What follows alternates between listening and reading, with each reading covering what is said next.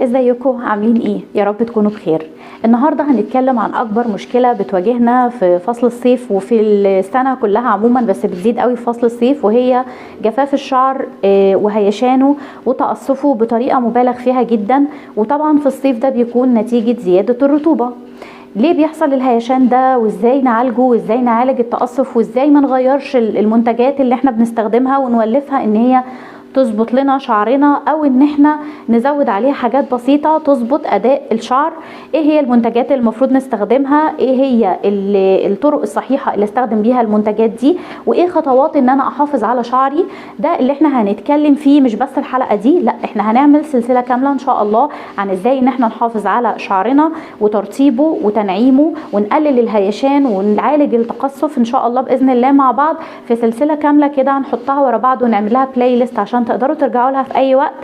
السلسلة دي هنبتديها النهاردة بحلقة بسيطة نشرح فيها الاول الموضوع كله، وبعد كده الحلقات اللي جاية هنبدأ نستخدم يعني نشرح كل حاجة احنا هنستخدمها بالتفصيل الممل جدا جدا جدا.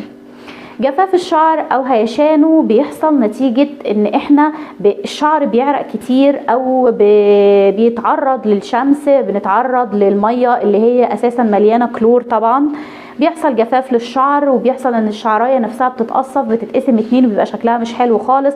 الشعر نفسه بيقف وبيبقى صعب السيطره عليه نتيجه استخدام السشوار، الفير، الصبغه. كل دي عوامل بتؤدي لجفاف الشعر، وكل دي عوامل بتبوظه، بتخليه هايش، وبتخليه يبدأ يتقصف من الأطراف، وساعات كمان بيتقصف من فوق، فيبقى الشعر مثلا كله من فوق لتحت، أي شعراية في آخرها تقصف كده، لأ ده الشعراية نفسها من فوق كمان بقت متقصفة ومن النص.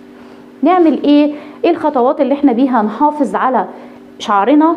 هنبتدي الاول نتكلم عن العوامل اللي اصلا مسببه لجفاف الشعر وهيشانه، وكل مشكله هنتكلم فيها هنتكلم بطريقه مبسطه عن علاجها. وزي ما قلنا الحلقه دي النهارده هتبقى كده ان جنرال، ناخد فيها الموضوع كله من بره. السبب الاولاني، لو انتي شعرك مش جاف اصلا، او لو انتي شعرك في العادي مش ناشف قوي، بس لاحظتي في الفتره الاخيره ان هو بدا ينشف جامد، وخصوصا مع دخول فصل الصيف، هقولك شويه اسباب ممكن تكون هي السبب في الجفاف ده، وهنحاول ان احنا نعالجها مع بعض. اول حاجه ممكن يكون طبعا الشامبو اللي انت بتستخدميه مش مناسب اصلا لنوع شعرك. فراعي دايما ان انت وانت بتستخدمي الشامبو ان انت يكون الشامبو ده ملائم لنوع شعرك، اذا كان شعرك عادي او جاف او دهني. تاني حاجه، لو انت بتستخدمي الشامبو المناسب لنوع شعرك بس برضو شعرك بيجف، فممكن يكون انت بتستخدمي كميه كبيره من الشامبو وانت بتغسلي شعرك، نتيجه احساسك ان الشعر وفروه الراس مش نظيفه. ان انت تستخدمي الشامبو بكميه كبيره ده مش مقياس ابدا ان انت تنضفي شعرك، او هو ده اللي هيخلي شعرك بيزيق من النظافه زي ما بيقولوا. لا خالص خالص خالص. انت لما بتستخدمي كميه كبيره من الشامبو، ومعظم الشامبوهات طبعا عندنا فيها سلفات فبترغي كتير قوي، انت مش محتاجه الكميه الكبيره دي، انت بتزودي من وجود المواد الضاره في فروه الراس.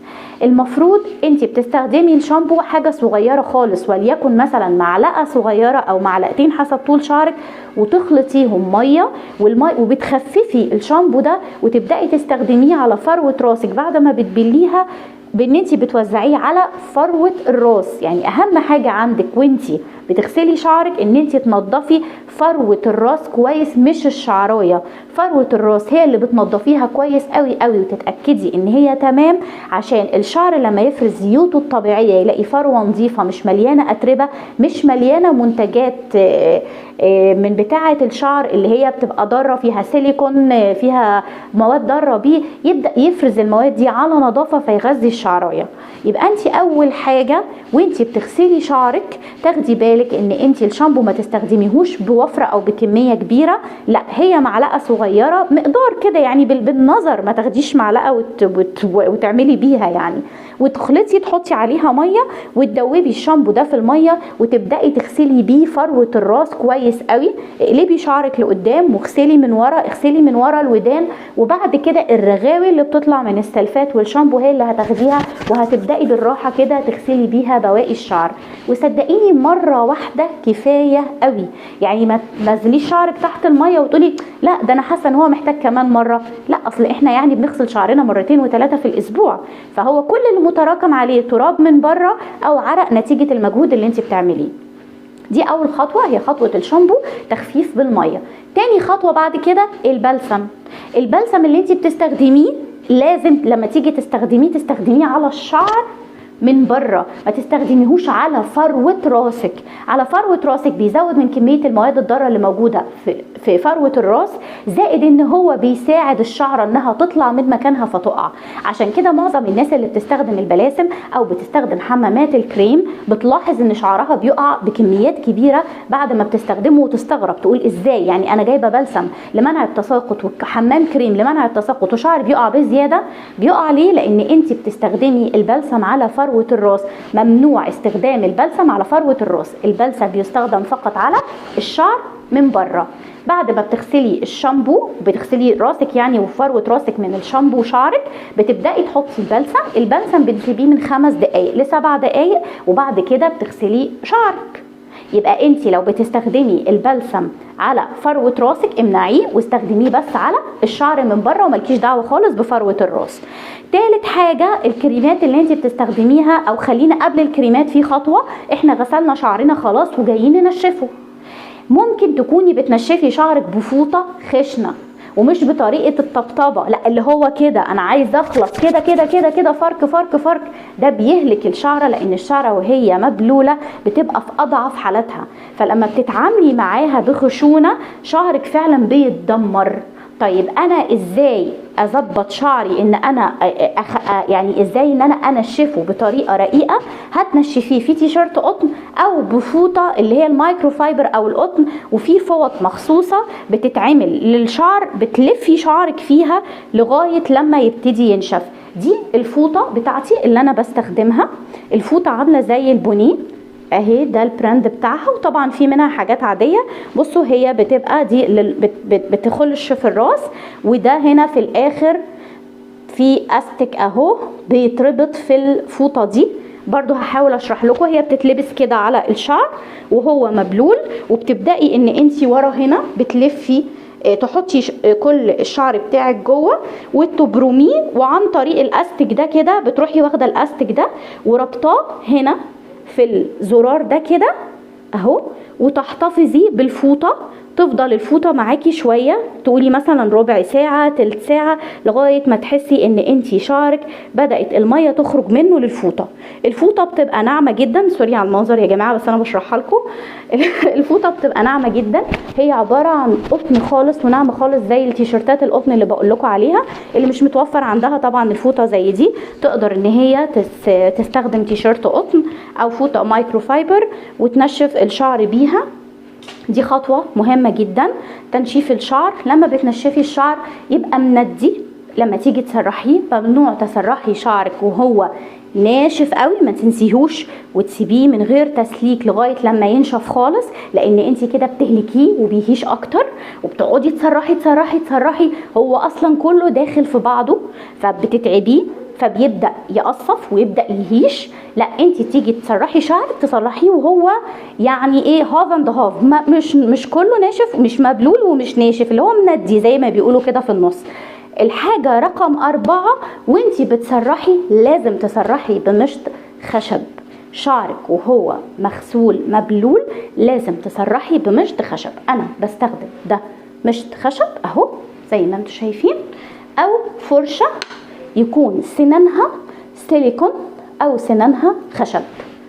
اي حاجة تانية البلاستيك والكلام ده بيعمل كهرباء زيادة في الشعر ويعمل تنافر بين الشعرات نفسها، فالشعر بيهيش اكتر. تمام. وانا شعري مبلول بستخدم المشط الخشب والفرشة اللي هي ايه دي، والفرشه دي كمان بستخدمها وشعري ناشف. انتي وشعرك ناشف استخدمي فرشه يكون سنانها سيليكون، لان السيليكون بيمنع الشحنات الكهربائيه وبيبقى انعم على الشعر من الخشب. عايزه تستخدمي الخشب بس في الحالتين براحتك مفيش مشكله، بس اهم حاجه تبعدي عن المشط الخشب. يبقى احنا تاني كده هنلخص اللي احنا قلناه. اول حاجه هنغسل بكميه قليله من الشامبو، هنضيف له ميه ونغسل بيه. تاني حاجه البلسم لما نيجي نستخدمه او حمام الكريم ما نستخدمهوش على فروه الراس مباشره، لا احنا هنستخدمه على الشعر من بره. بعد ما شطفنا شعرنا كويس ونيجي ننشفه، مش هننشفه ابدا بفوطه تكون خشنه او فوطه الحمام العاديه بتاعتنا، لا هتنشفي بتيشرت قطن او هتنشفي بفوطه زي اللي انا وريتها لكم بتاعه الشعر او فوطه مايكرو فايبر. رابع حاجه هتسرحي شعرك بالمشط الخشب او الفرشه الخشب، وهو ناشف هتسرحيه بالفرشه اللي هي اسنانها سيليكون او الخشب زي ما تحبي، بس انا بفضل السيليكون. خامس حاجه احنا بنسرح شعرنا بنحتاج نحط مواد مرطبه على الشعر. انت بتشوفي الماده المرطبه اللي هي مناسبه لنوع شعرك اللي انت بترتاحي فيها. ممكن ناس بتحط السيرم، ناس بتحط كريم، ناس بتحط زيت. اي حاجه من دول هتيجي تحطيهم هتحطيهم على الشعر فقط من بره، مش على فروه الراس، ويتحطوا الشعر مبلول. يا جماعه كل دول وظيفتهم ان هم يعملوا ترطيب للشعرايه، فمفيش حاجه هتعمل ترطيب للشعرايه والشعرايه جافه وهي ناشفه يعني قصدي جافه ان هي مش مبلوله، لان هدف المنتجات دي حفظ الرطوبه اللي موجوده من الميه في الشعرايه. طب انا يا غاده دلوقتي سرحت شعري وخلصنا، نمت قمت تاني يوم لقيت شعري هايش وعايزه ارطبه، اعمل ايه؟ لو حطيتي زيت وانتي بالمنظر ده هتلاقي فيه هيشان في الشعر، وهتلاقي ان في حاجه كمان غريبه بتحصل، الشعر بيلزق. طب هو بيلزق ليه؟ هو كده لانه الزيت لازج. طب الكريم هتحطيه هتتبسطي بريحته وبعد دقيقتين هتلاقي هيشان في الشعر. طب انا لو قمت انا تاني يوم وشعري ناشف هعمل ايه؟ هخش اغسله تاني علشان احط كريم؟ لا، انت هتجيبي بخاخه او هتبلي شعرك بشويه ميه، يعني تبلي ايدك كده بميه وتروحي مسحه على راسك وبعد كده تحطي الكريم، هتلاقي تاثير مرطب قوي جدا للشعر. الخطوات دي كلها اللي احنا عملناها دي كلها دي بتساعد ان الشعر بتاعك يبقى مندي ورطب. وجود البلسم في الروتين بتاعك او حمام الكريم هيساعد على ليونة الشعرايه. طيب ايه بقى اللي انا ممكن اعمله تاني زيادة علشان اظبط موضوع الهيشان؟ حاجة بعملها قبل الشاور بتاعي دايما وهي حمام الزيت. حمام الزيت يا جماعة، وخصوصا احنا في الصيف الموضوع هيبقى سهل جدا بالنسبة لك عشان الحر. حمام الزيت استخدمي اي نوع زيت عندك، زيت جوجوبا، زيت بذور عنب، زيت زيتون، زيت ارجان. فروة الراس هتحطي في فروة الراس كمية، وبعد كده هتحطي على الشعر نفسه، وبعد كده هنلبس البرو كاب اللي اتكلمنا عليه او هنسيبه لمدة ساعتين 3 وبعد كده هغسل شعري. هتحسي بفرق رهيب جدا جدا جدا في روتينك لما تعملي حمام الزيت قبل وبعد، وانتي بتغسلي شعرك تروحي حاطه البلسم او تحطي الماسك بتاعك، وهتحسي كمان بعد كده بعد ما بتغسلي شعرك وتحطي الكريم المرطب هتحسي بفرق خالص خالص في الشعر. تمام؟ خطوة أخيرة أو حاجة أخيرة هقولك عليها محدش فينا بياخد باله منها أبدا، وهي إن كتر استخدام المنتجات بتاعة العناية بالشعر للأسف غصب عننا مش بمزاجنا. المنتجات اللي موجودة في السوق بيبقى فيها كمية كبيرة من السيليكون. الكمية دي بتبقى موجودة في الكريمات بتاعة الترطيب، بتبقى موجودة ساعات في البلسم، بتبقى موجودة في الشامبو جنب السلفات. تراكم السيليكون ده برضو بيجفف الشعرايه قوي وبينشفها وبيقصفها، لانه في النهايه ماده ضاره. مهما حاولنا ان احنا نقنن من استخدامها ومهما حاولتي تغسلي شعرك كويس غصب عنك ممكن يفضل رواسب موجوده ومتعلقه في فروه الراس وفي الشعر بتسبب الجفاف وبتسبب الهيشان بتاع الشعر. نخلص من المنتجات دي ازاي او بواقي المنتجات دي ازاي؟ كل اسبوعين هتجيبي معلقتين كبار خل تفاح هتحطيهم في نص لتر ميه، وبعد ما تغسلي شعرك وتخلصي وقبل ما تطلعي من تحت الدش اقلبي شعرك لقدام وفضي النص لتر ده على راسك واشطفي بيه، يعني الشطفه الاخيره تخليها بالميه وخل التفاح. الموضوع ده اعمليه مرتين بس في الشهر كفايه، مرتين بس، ما تكتريش علشان برضو ما ينشفش الشعر، لا خليكي بس اخلصي اول باول ان انت كل اسبوعين تعملي القصه دي، فتخلصي من اي رواسب ممكن تكون موجوده في الشعرايه من المستحضرات اللي احنا بنستخدمها، فتخلي الشعرايه تتنفس وتستقبل المنتجات الجديده، وتحسي بالفرق وانت بتستخدمي المنتجات دي، وتحسي بليونه الشعرايه. الفيديو زي ما قلنا النهارده هو عباره عن فيديو ان جنرال، مش هنتكلم عن انواع معينه من الشامبو ولا البلسم ولا حمام الكريم ولا الزيت ولا الماسك. احنا النهارده بس بنتكلم في الخطوات، وابتداء من الحلقه الجايه ان شاء الله هنمسك كل خطوه لوحدها نتكلم عنها. هنتكلم عن الشامبو بتفاصيله، بانواعه، بايه الضار فيه، بايه المفيد، بالبراندات اللي موجوده اللي احنا نقدر نستخدمها، سواء كانت طبيه في الصيدليه او تجاريه موجوده في الهايبرات او براندات عالميه نستوردها، وكذلك في البلاسم وفي حمامات الكريم وفي كل حاجه. يا رب النهارده تكون الحلقه عجبتكم. بس عايزه قبل ما اقفل الحلقه هنلخص بسرعه تاني اللي احنا قلناه. اخر بس خطوتين، عشان احنا يعتبر مراجعين اول 4. اخر خطوتين قلناهم بعد تسريح المشط تسريح الشعر بالمشط الخشب او المشط السيليكون، ان انت الكريم اللي انت هتحطيه على الشعر وهو مبلول. لو صحيتي تاني يوم شعرك ناشف ما فيهوش ميه وفي نفس الوقت جاف، لازم تبليه قبل ما تحطي الكريم او تحطي الزيت. والحاجه اللي بعدها ان انت تعملي حمام زيت دايما قبل ما تغسلي شعرك. حمام الزيت هتستخدمي معاه البروكاب لو انت عندك، او هتسيبيه ساعتين 3 لو انت مش عندك. والحاجه الثالثه والاخيره ان انت تعملي خليط ميه وخل تفاح مرتين في الشهر عشان تنضفي فروه الراس والشعر من اي مواد تانية موجوده ومتعلقه بالشعرايه ضاره من مستحضرات التجميل. يا رب تكون الحلقه عجبتكم، واستنونا في التفاصيل بتاعه كل خطوه في حلقه تانية منفصله، واشوفكم على خير ان شاء الله.